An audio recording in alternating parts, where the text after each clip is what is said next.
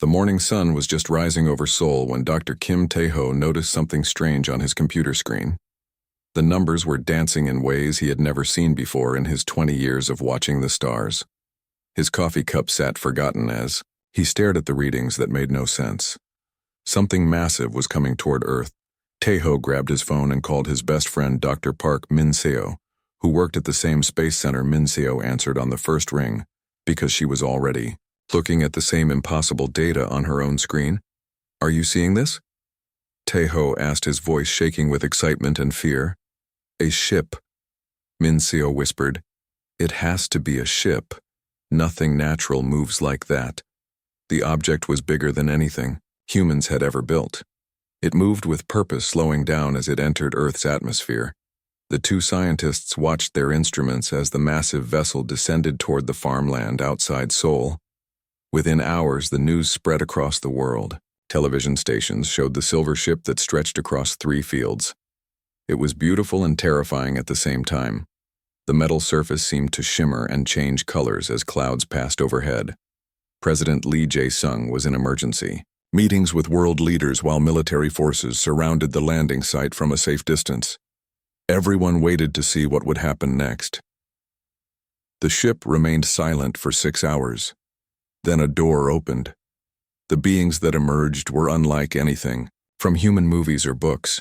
They were tall and graceful with skin that looked like frosted glass. 4 arms moved in flowing motions as they walked toward the waiting humans. Their faces were kind with large eyes that seemed to hold ancient wisdom. Commander Vextai led the group of aliens. He carried a small device that spoke in perfect Korean, then switched to English and every other human language as he addressed the crowd. "Greetings, people of Earth." The device translated his melodic voice. "We come in peace from the Galactic Federation. We bring an invitation to join the community of civilized worlds." Dr. Kim Tae-ho and Dr. Park Min-seo were among the first scientists allowed to meet the visitors. Tae-ho was amazed by how patient and gentle the aliens seemed. They answered every question with careful thought and showed genuine interest in human culture. The aliens explained that they represented over 300 species across the galaxy. All lived together in harmony, sharing knowledge, and technology war was unknown among Federation worlds. Disease and hunger had been eliminated centuries ago. "Your world is beautiful," Vextai told the gathered humans. "Your people show great potential. We wish to offer you the gifts of the galaxy." Over the following days, the aliens demonstrated their advanced technology. They healed a paralyzed child with a device no bigger than a phone. They showed power generators that could provide clean energy for entire cities. They had medicines that could cure cancer and machines that could clean polluted oceans. The world watched in wonder as humanity seemed to stand at the threshold of a golden age. But Captain Cho Soo-bin was not convinced. Soo-bin worked for the Korean military, analyzing threats, and she had spent years studying human nature and warfare. She watched the aliens carefully during the public demonstrations and noticed things that troubled her. The aliens seemed nervous whenever they talked about Earth itself. They asked strange questions about human strength and endurance. They wanted to know how humans could survive in such extreme conditions. "What do you mean, extreme conditions?" Soo-bin asked. During one of the meetings, Vextai hesitated before answering. "Your world is very dangerous. The gravity is crushing. The atmosphere is poisonous to most species. The temperature changes would kill our people. Your oceans are filled with predators. Your land animals hunt and kill each other for survival. But we live here just fine." Soo-bin replied yes. Vextai said quietly, "That is what concerns us." Soo-bin learned that the aliens called Earth a death world. They had never encountered a species that evolved on such a hostile planet. Most Federation worlds were peaceful places with gentle weather and plant-eating animals. The idea of creatures that hunted other creatures for food was horrifying to them. "Humans are persistence hunters," Soo-bin explained. "Our ancestors chased prey for hours until the animals collapsed from exhaustion. We are built to never give up." The aliens exchanged worried looks when she said this. Soo-bin noticed other strange things. The aliens wore thick protective suits even though Earth's air was safe for them. They moved carefully as if they expected to, be attacked at any moment. They flinched when birds flew overhead or when dogs barked in the distance. Most disturbing was how they reacted to human children. Playing kids made them nervous. Laughing teenagers caused them to step back. When a group of students demonstrated martial arts, the aliens watched with what looked like terror. They are afraid of us, Subin realized. She shared her concerns with General Park Hyun-woo, who commanded Korea's defense forces. The general was an old soldier who had learned to trust his instincts over pretty words. Keep watching them, he told Subin. Something does not feel right about this. The aliens requested time to consult with their Federation Council. They promised to return within a few months, with a formal invitation for Earth to join the galactic community. As their ship prepared to leave, Vextai spoke to the assembled world leaders. Your species shows great promise, he said. We will discuss the best way to integrate you into our peaceful society. There are procedures that must be followed for everyone's safety. The words sounded friendly, but Subin heard the threat hidden beneath them as the alien ship rose into the sky and disappeared among the stars. Most humans celebrated the coming of a new age. But Subin and General Park Hyun-woo began making quiet preparations. They had both learned that when someone promises to keep you safe, they usually mean safe for them, not safe for you. The aliens had studied human history. They knew about wars and weapons and the human capacity for violence. What they did not understand was that humans could also sense danger even when it came disguised as friendship. They will be back, General Park told his secret council. And when they return, they will not be coming to make us equal partners. They will be coming to make us subjects. The general activated protocols that had been planned for decades. Hidden facilities began construction of weapons and ships that would be ready when the aliens returned. Earth would not be caught unprepared. Dr. Kim Tae-ho continued his work preparing for humanity's bright future among the stars, but his sister, Dr. Kim Yoo-jin, noticed how the aliens had asked detailed questions about human biology and psychology. They wanted to know how humans thought and what motivated them. Why would peaceful explorers need to know how to control us? She wondered. The answer would come soon enough. The aliens had not been entirely honest about their intentions. They saw humans as a threat that needed to be managed. The Federation maintained its peace by making sure that dangerous species never gained the power to disrupt their perfect order. Earth had been judged and found wanting. The only question was whether humanity would accept the verdict or fight against it. The Deathworld had produced a species that might be too dangerous for the galaxy to handle.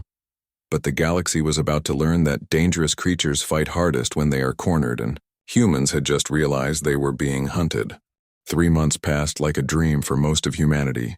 Dr. Kim Tae-ho worked day and night preparing Earth for its entry into the Galactic Federation. He led teams of scientists who studied alien technology and planned how humans would travel to the stars. His sister, Dr. Kim Yoo-jin, spent her time cataloging every species on Earth for the alien database. She traveled from the Amazon rainforest to the Arctic Ocean, documenting life forms that the Federation had never seen. The aliens seemed especially interested in Earth's predators and parasites. Why do they want to know so much about our dangerous animals? Yoo-jin asked her brother during one of their video calls. Tae-ho was too excited about fusion reactors and faster than light travel to worry about such details. They probably want to understand our ecosystem, he said. We will need to know these things when we start terraforming other worlds. Around the world, humans prepared for their galactic future. Children learned alien languages and school engineers studied Federation technology blueprints. World leaders planned the new departments that would handle interstellar trade and diplomacy. Everyone was looking up at the stars with hope. Everyone except Captain Cho. Subin had spent the 3 months investigating everything she could find about the aliens and their Federation. She used military satellites to scan deep space looking for signs of the promised return. She studied the recordings of every conversation with the aliens, searching for clues about their true intentions. What she found made her blood run cold. The Federation ship had not returned alone. When Subin finally detected them approaching the solar system, she counted 12 vessels, instead of 1. These were not exploration ships. They were military vessels designed for invasion and occupation. "General, we have a problem," Subin reported to General Park Hyen-woo. "They are coming back with a fleet." The general had been expecting this news for weeks. His own intelligence network had detected unusual movements at the edge of human sensor range. Ships were gathering in the outer solar system just beyond where Earth's telescopes could see them clearly. "How many?" he asked. "At least 40 ships that we can confirm," Subin replied. "Probably more hiding behind the outer planets." The aliens had been busy during their 3-month absence. They had not been consulting with their Federation Council about humanity's membership. They had been assembling an invasion force. When the Federation fleet finally announced its arrival, the world leaders gathered once again to welcome their galactic neighbors. But this time, the mood was different. Commander Vex Tai emerged from his ship surrounded by armed guards from different alien species. His friendly manner was replaced by cold formality. "People of Earth," he announced. "The Federation Council has reviewed your application for membership. We have made our decision." President Lee Jae-sung stepped forward with a smile. "We are honored to hear the Federation's response." Vex Tai did not smile back. "The Council has determined that humanity poses an extinction-level threat to galactic peace. Your species has been classified as a Deathworld predator requiring special containment protocols." The human leaders looked confused. President Lee asked, "What does that mean exactly?" "It means," Vex Tai continued, "that Earth will be placed under Federation protection while your people are relocated to safer, more suitable worlds. Your planet will become a research station where Federation scientists can study Deathworld evolution under controlled conditions." The words hit the assembled humans like physical blows. Dr. Kim Tae-ho felt his dreams of exploring the galaxy crumble around him. This was not the partnership they had been promised. This was conquest disguised as protection. "You cannot do this," President Lee protested. "Earth is our home. We have rights." Vex Tai's forearms moved in what might have been a shrug. "The Federation has dealt with 17 other Deathworld species. All were successfully integrated into galactic society through proper management. None were given a choice because Deathworld species cannot be trusted to make rational decisions about their own futures." Captain Cho Soo-bin stepped forward from her position with the security detail. "What happened to those other 17 species?" "They were relocated to appropriate worlds where they could live safely without threatening others," Vex Tai replied. "Some adapted well to their new environments. Others did not survive the transition, but that is the price of galactic stability." The truth was becoming clear. The Federation maintained its peace by destroying or enslaving any species that might challenge their control. They had conquered hundreds of worlds not through war, but through the promise of protection and advancement. Dr. Park Min-seo raised her hand. "What if we refuse your offer?" Vex Tai looked at her with something that might have been pity. "Refusal is not an option. You have 72 hours to begin evacuation procedures. If you do not comply, the Federation will implement protective intervention protocols." "What does that mean?" Min-seo asked, though she already suspected the answer. "It means we will use whatever force is necessary to ensure compliance." Vex Tai said, "We prefer cooperation, but we are prepared for resistance. Most species choose to accept our help rather than face the consequences of defiance." The meeting ended with the aliens returning to their ships.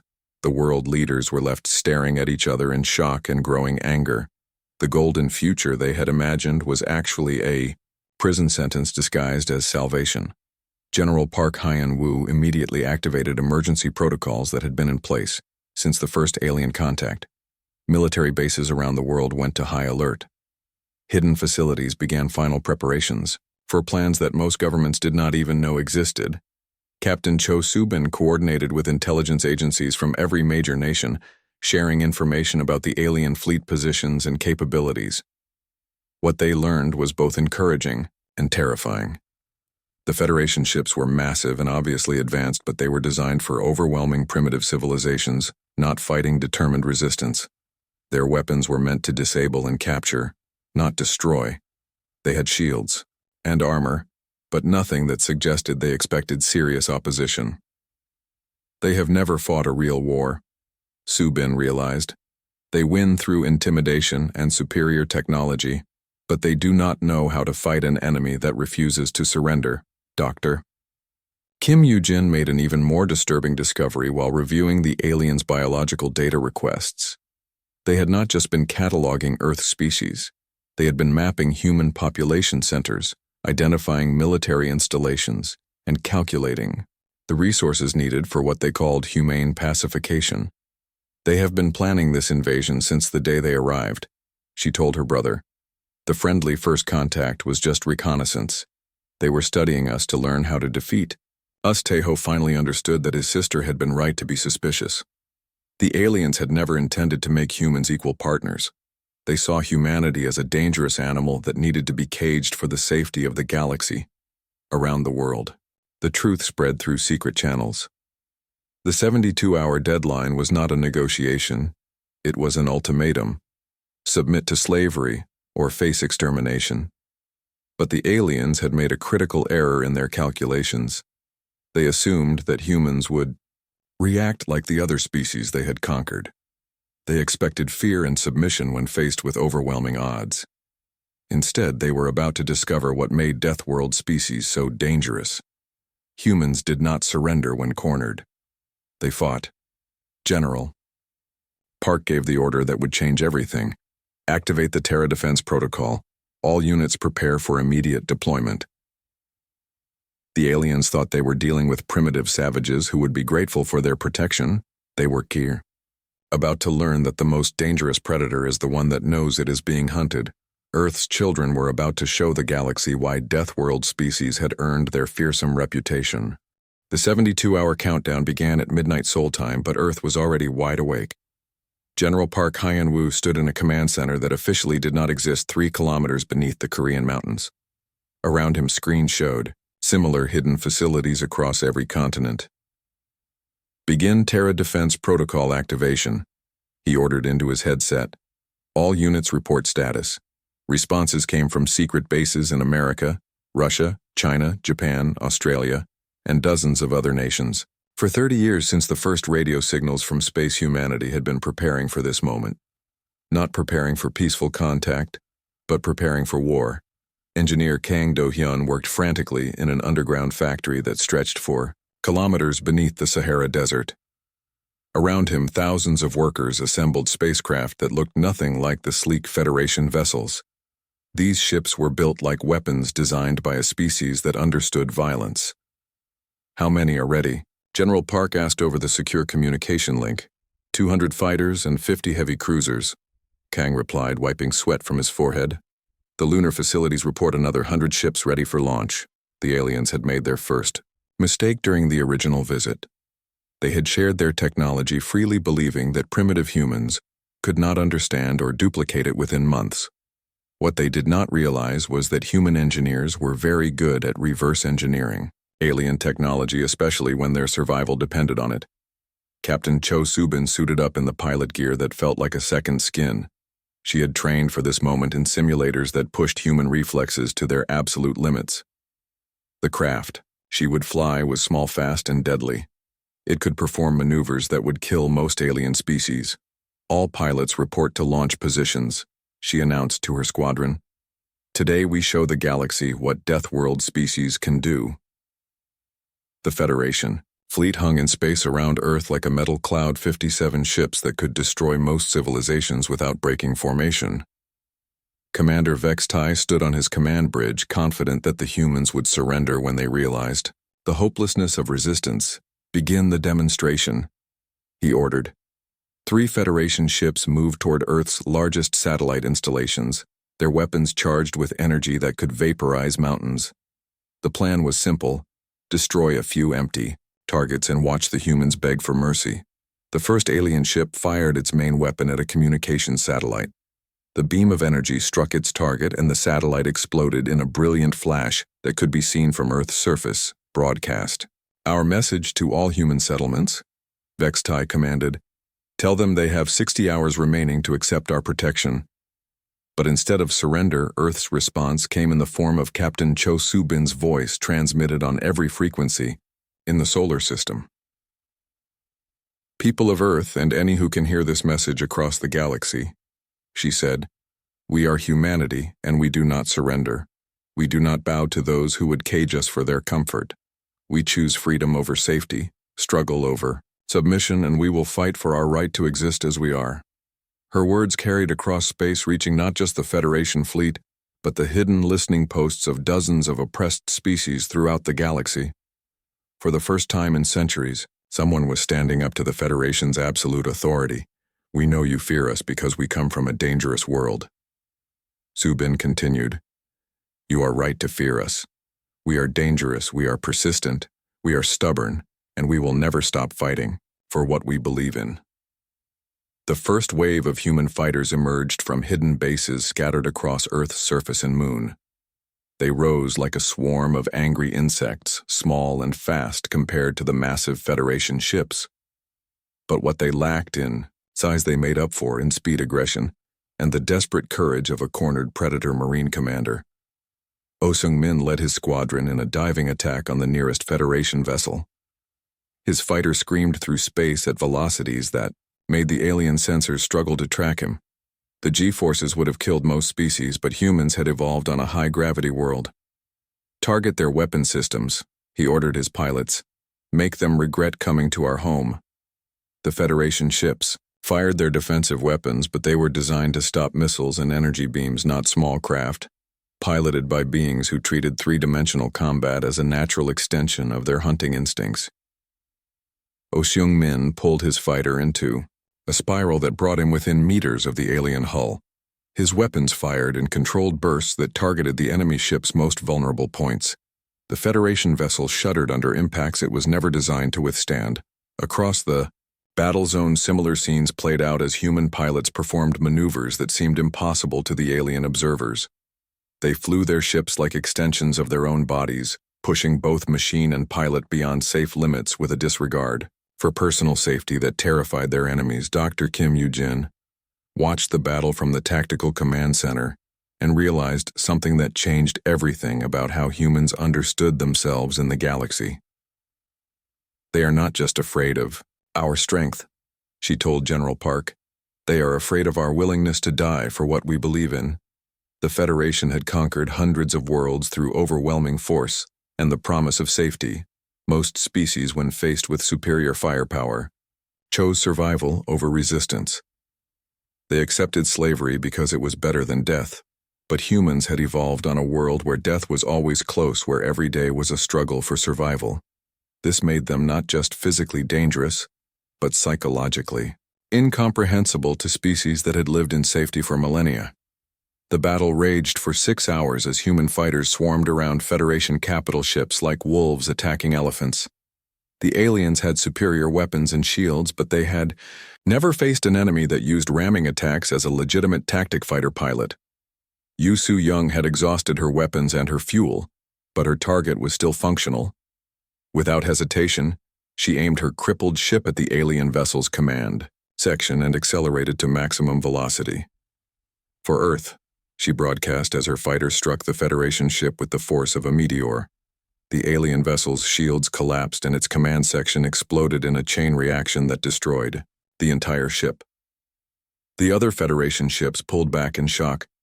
They had never seen anything like the suicidal courage that humans displayed. Commander Vextai stared at his tactical displays in growing horror.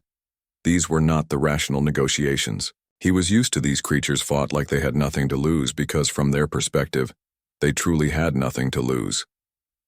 "Pull back to defensive positions," he ordered. "Prepare for extended siege operations." But Dr. Park Min-seo had been monitoring alien communications from her intelligence post. She discovered that the Federation's greatest strength was also their greatest weakness. They maintained control through the belief that resistance was hopeless. "The galaxy is watching," she reported to General Park. "Every oppressed species in Federation space is seeing that someone finally stood up to them." News of Earth's defiance spread faster than light through the galactic communication network. Species that had accepted Federation rule for centuries began to whisper about the Deathworld warriors who refused to surrender. The battle for Earth was becoming something much larger. It was becoming a symbol of hope for every being in the galaxy who had ever dreamed of freedom, and the humans were just getting started. The news of Earth's resistance spread across the galaxy like wildfire. Dr. Kim Tae-ho worked day and night coordinating with hidden rebel groups on dozens of worlds. His communication equipment had been modified with alien technology to reach across vast distances of space. The Zephyrians want to know if humans will help them fight, he reported to General Park. They have been under Federation control for 200 years, but they still remember freedom. Similar messages arrived from the crystalline, communes, the hive worlds, and even some of the older Federation species that had been conquered so long ago. Their children barely remembered independence. Earth's defiance had awakened something that the Federation thought they had destroyed forever. Hope of freedom. Fleet Admiral Song Min-jun commanded Earth's growing space force from a massive station hidden inside a hollowed-out asteroid. His promotion had come after the previous admiral died ramming his flagship into a Federation dreadnought. The Deathworld doctrine was simple. If you cannot win through superior technology, you win through superior determination. "How many ships do we have operational?" he asked his staff. 400 human vessels and growing, reported his aide. The lunar shipyards are producing 3 new fighters every day. The asteroid mining facilities have been converted to weapon manufacturing, but more importantly, rebel worlds were sending their own ships to join the fight. The human system had become a gathering point for every species that had ever dreamed of overthrowing their Federation oppressors. The Federation's response was swift and brutal. Council member This Ara declared that Earth represented an existential threat to galactic peace. She announced that the entire solar system would be sterilized to prevent the spread of what she called Deathworld ideology. "These creatures are a disease," she proclaimed to the Federation Assembly. "They infect other species with dangerous ideas about independence and self-determination. If we do not destroy them completely, their rebellion will spread to every world in our territory." Admiral Song read the intercepted transmission and smiled grimly. The Federation had just made their second critical mistake. They had announced their intention to commit genocide. This news would reach every oppressed world in the galaxy and turn Earth's fight into a moral crusade.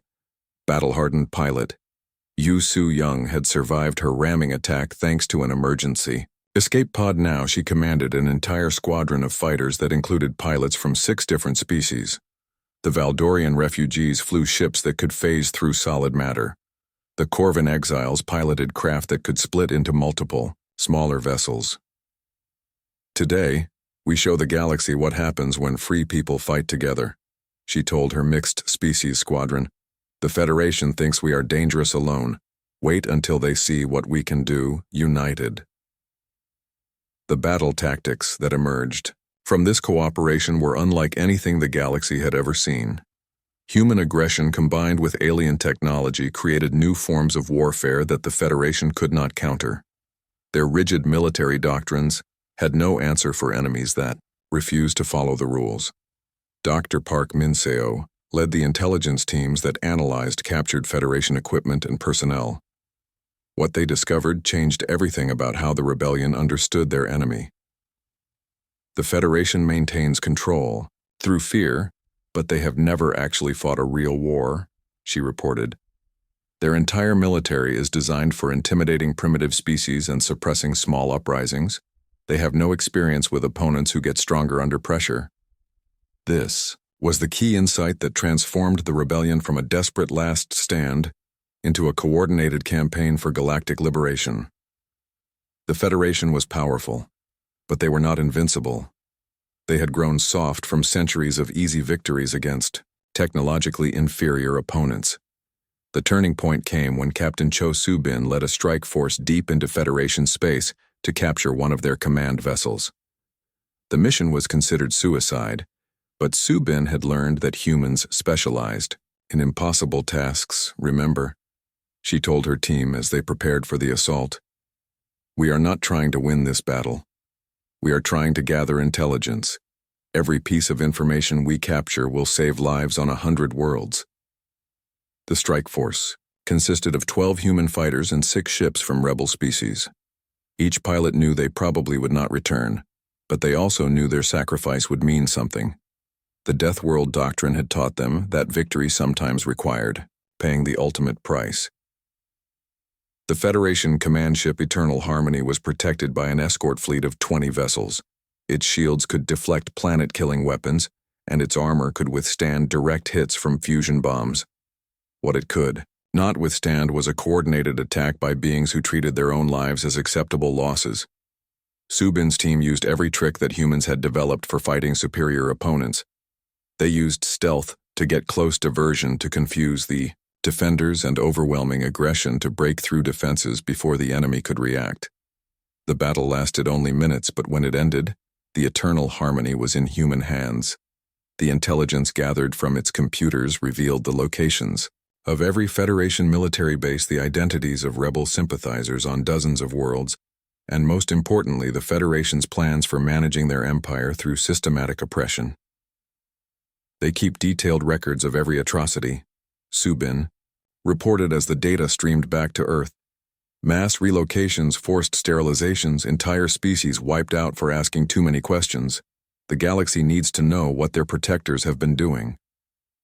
The revelation of Federation war crimes transformed the conflict from a rebellion into a revolution. Worlds that had been hesitant to join the fight now demanded human assistance in overthrowing their oppressors.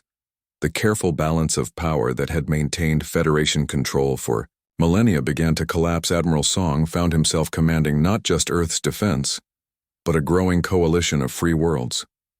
His tactical meetings included representatives from dozens of species, each bringing their own capabilities and grievances against Federation rule. The hegemony worlds are ready to declare independence, reported the Corvin ambassador. The mining guilds have agreed to cut off resource shipments to Federation core worlds. The Academy planets are teaching their students the real history of galactic conquest. But the most important development was happening on Earth itself. The combination of alien technology with human innovation was producing advances that surprised even the humans themselves. Engineer Kang Do-hyun's laboratories had created hybrid weapons that combined the best of both civilizations. "We are not just copying their technology anymore," he reported. "We are improving it. Human engineering combined with alien science is creating things neither civilization could build alone."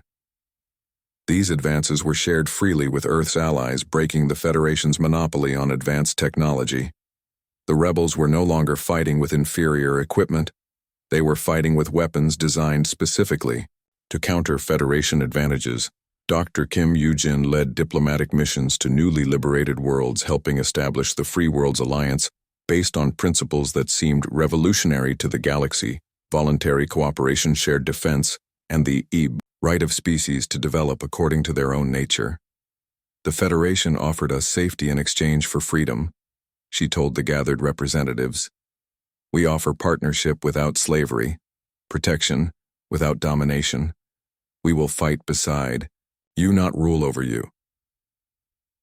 The galaxy was learning that the humans they had feared as dangerous predators were actually dangerous in a completely different way. They were dangerous to tyranny, dangerous to oppression, and dangerous to anyone who believed that some beings were born to rule over others. The Federation's millennium of dominance was ending, not because they faced superior technology, but because they faced superior ideals. The Deathworld species that was supposed to destroy galactic civilization was instead becoming its salvation. The final battle was approaching, and for the first time in centuries, the Federation faced an enemy that might actually defeat them. 6 months after first contact, the Sol system had become the beating heart of galactic revolution. Admiral Song Min-jun commanded a coalition fleet that included warships from 43 different species, all united under the banner of the Free Worlds Alliance. Earth itself had transformed from a single isolated world into the unofficial capital of free space. The lunar colonies had expanded into massive industrial complexes that produced ships and weapons for the rebellion. The asteroid belt buzzed with mining operations that provided resources for the war effort. "Status report," Admiral Song requested from his flagship Indomitable Spirit. 700 Allied vessels ready for combat. reported his tactical officer, the Rebellion. Fleets have liberated 96 star systems. Federation forces are retreating to their core territories. But the most important change was not military. It was philosophical. The galaxy was learning that there was an alternative to Federation rule. The Free Worlds Alliance proved that different species could cooperate without one dominating the others. Dr. Kim Yoo-jin had become the Alliance's chief diplomat, traveling from world to world, helping establish governments based on consent rather than conquest. Her work was dangerous because Federation loyalists still controlled many systems, but she had learned from human example that some risks were worth taking. The Meridian Collective wants to join the Alliance, she reported during a secure transmission from the Outer Rim.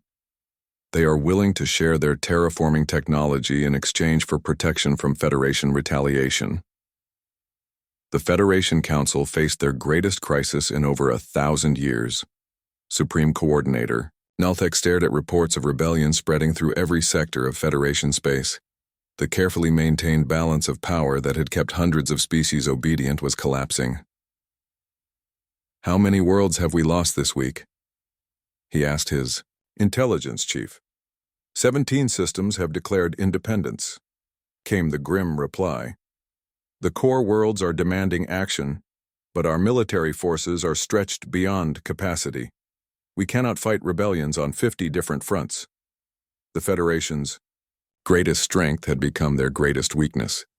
They had maintained control through the threat of overwhelming force, but they had never built an army large enough to actually occupy every rebellious world. Simultaneously, engineer Kang Do-hyun worked in laboratories that had once been secret, but were now proudly displayed to visiting alien delegations. His hybrid technology program had created advances that were revolutionizing space combat and interstellar travel. The new phase drive. Systems are ready for mass production, he announced to the Alliance leadership. Our ships will be able to travel twice as fast as Federation vessels with half the energy consumption. These technological advances were shared freely among Alliance members, creating a new paradigm of scientific cooperation. The Federation had hoarded knowledge to maintain their advantage, but the Alliance grew stronger by sharing discoveries. The decisive moment came when long-range sensors detected the Federation's last gambit. A massive fleet was assembling in the core systems, preparing for what Supreme Coordinator Nalthek called the final solution. They planned to destroy every rebel world, simultaneously ending the revolution through genocide. Captain Cho Soo-bin had been promoted to admiral after her successful intelligence mission.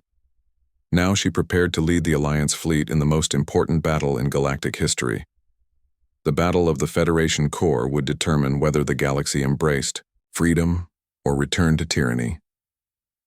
"All ships report ready," she announced from the bridge of her flagship Deathworld Rising.